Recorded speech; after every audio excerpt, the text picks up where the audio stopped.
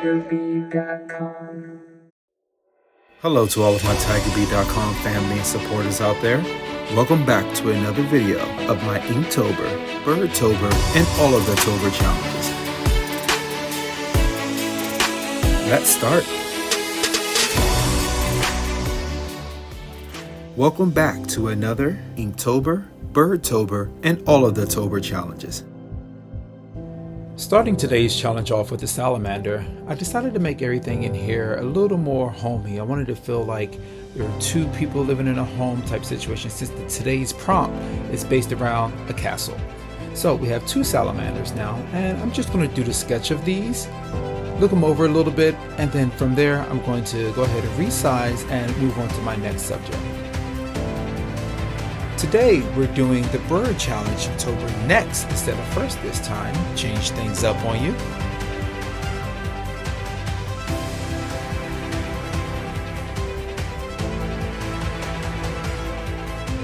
And today's official bird challenge bird is the scarlet ibis.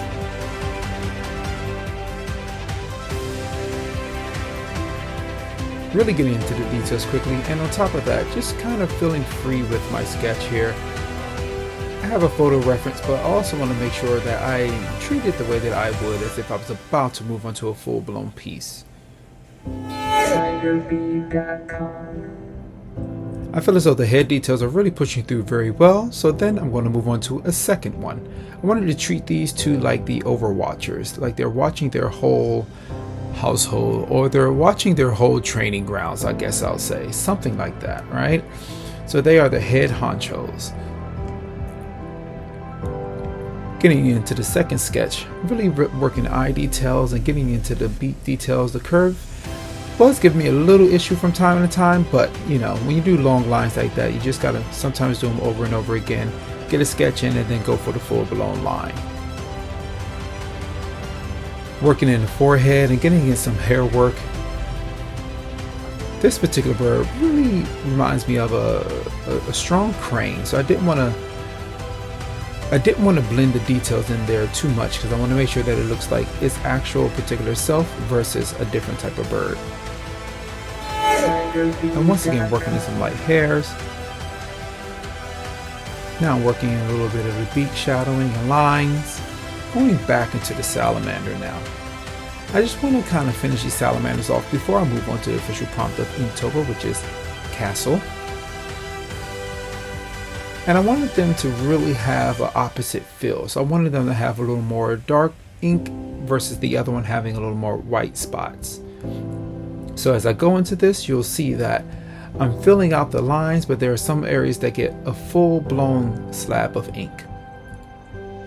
Working in the arm details, leaving certain spots so that we can see the curvature of all the muscles. Tail is pretty easy for me, giving him some ground to step on.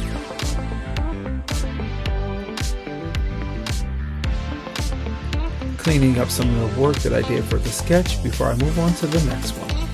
The salamanders are actually pretty easy, so I'm happy that I found a different challenge that included them. A couple of curves and ovals here, and next thing you know, you're done.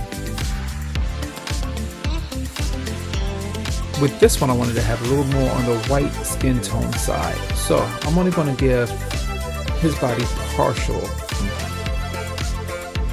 making sure that his arm looks well, and then making sure that the facial details are clinically nice and clean, giving his body a little more ink with no line down the back for this one, while keeping his head more white. Feeling good about both of these, I simply go back and forth just to make sure I touch up whatever I may need before I move on to the castle now. Moving on to this castle, I just wanted it to feel more like what would a modern day castle feel like if it was designed by a kid, and also wanted to keep some history with it. So the first part I worked on was the history, giving it the nice oval towers.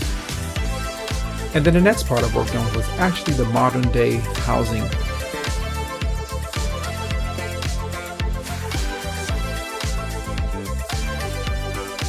I wanted it to have obviously a little upper decker, but then on top of that, I wanted to make it feel nice and tall as well. And then like I said, finding another prompt included, I wanted to figure out how this would look if a kid was involved. So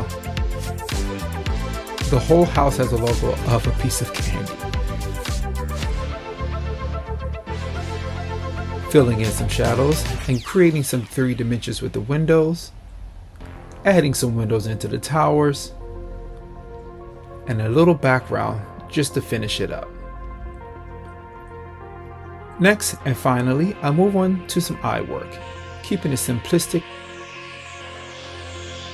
giving it a little highlight and making sure that each and every one of them have the correct angles.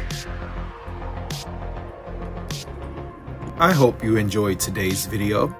Be sure to return for the next installment of TigerBee.com. Also, don't forget to follow, subscribe, like, love, and share.